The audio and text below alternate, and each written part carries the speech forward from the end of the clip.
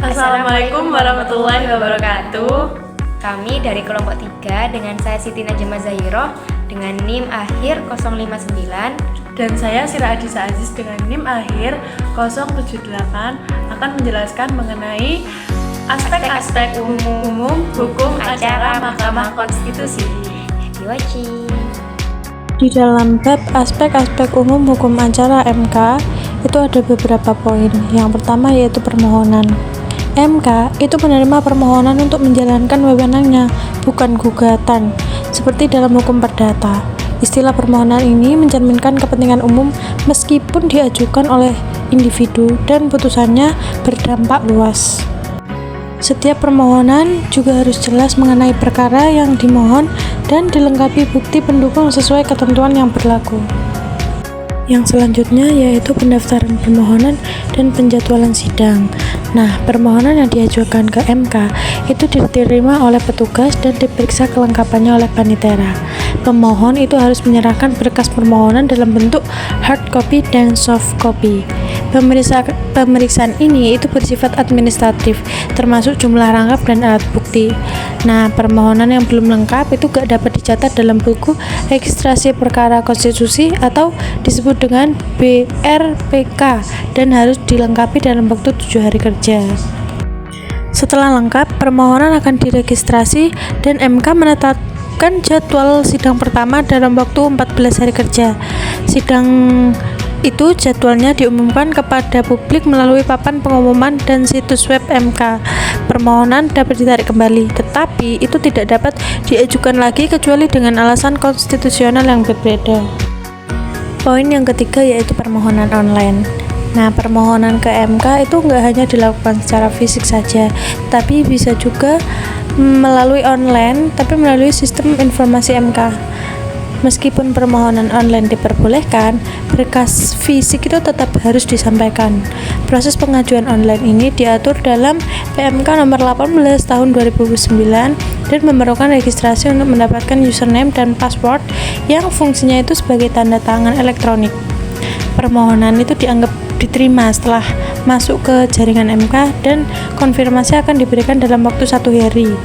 Pemohon itu juga harus merespon konfirmasi dalam 3 hari dengan menyerahkan 12 rangkap dokumen fisik. Setelah memenuhi syarat semuanya, itu permohonan akan didokumentasikan dan pemohon akan menerima akta registrasi melalui email dalam waktu 7 hari. Poin yang keempat yaitu penggabungan perkara. Mahkamah Konstitusi itu dapat menggabungkan 2 atau lebih perkara jika memiliki objek dan substansi permohonan yang sama. Penggabungan ini itu dilakukan untuk menetapkan MK dan dapat terjadi dalam proses persidangan jika muncul perkara baru dengan isu konstitusional yang sama. Lalu, penggabungan juga dapat dilakukan untuk permohonan dengan pasal yang berbeda yang memiliki keterkaitan isu hukum seperti dalam pengujian Undang-Undang Nomor 32 Tahun 2004. Namun, jika perkara berbeda jenis diajukan namun memiliki pokok permohonan yang sama, maka MK biasanya tidak menggabungkannya meskipun dapat diputuskan bersama.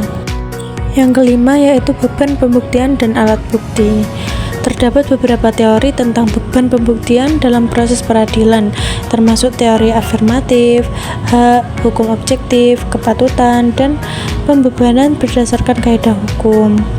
Dalam UU MK sendiri, tidak ditentukan secara spesifik tentang beban pembuktiannya. Namun, umumnya itu pihak yang mendalilkan sesuatu itu harus membuktikannya. Hakim MK itu dapat memerintahkan saksi atau ahli untuk memberikan keterangan. Alat bukti itu juga meliputi surat, keterangan saksi, ahli, dan informasi elektronik, serta bukti yang diperoleh secara ilegal tidak diterima. Perbedaan dalam alat bukti di MK dibandingkan proses peradilan lain termasuk tidak adanya pengakuan pihak sebagai alat bukti. Pengetahuan hakim juga dapat mempengaruhi pemeriksaan, terutama dalam pengujian undang-undang. Lalu materi yang selanjutnya adalah jenis dan sifat persidangan. Pada materi persidangan terkait dengan proses suatu perkara, sidang MK dibagi menjadi 4, yaitu pemeriksaan pendahuluan, pemeriksaan persidangan, rapat permusyawaratan hakim, dan pengucapan putusan. Namun terkadang dalam perkara tertentu Tidak semua tahapan persidangan itu dibutuhkan, karena dalam perkara-perkara tertentu hanya memerlukan pemeriksaan pendahuluan, lalu panel hakim konstitusi melaporkan kepada pleno hakim dalam RPH, selanjutnya perkara tersebut sudah dapat diputuskan. Lalu selanjutnya ada persidangan jarak jauh atau video conference. Telah diatur dalam PMK nomor 18 tahun 2009 tentang pedoman pengajuan permohonan elektronik dan pemeriksaan persidangan jarak jauh. Persidangan jarak jauh dilakukan berdasarkan permohonan pemohon dan atau termohon atau kuasanya yang ditujukan kepada Ketua MK melalui kepaniteraan MK. Permohonan pelaksanaan sidang jarak jauh harus disampaikan selambat-lambatnya 5 hari kerja sebelum waktu persidangan jarak jauh itu direncanakan. Lalu yang selanjutnya atau materi terakhir yaitu putusan.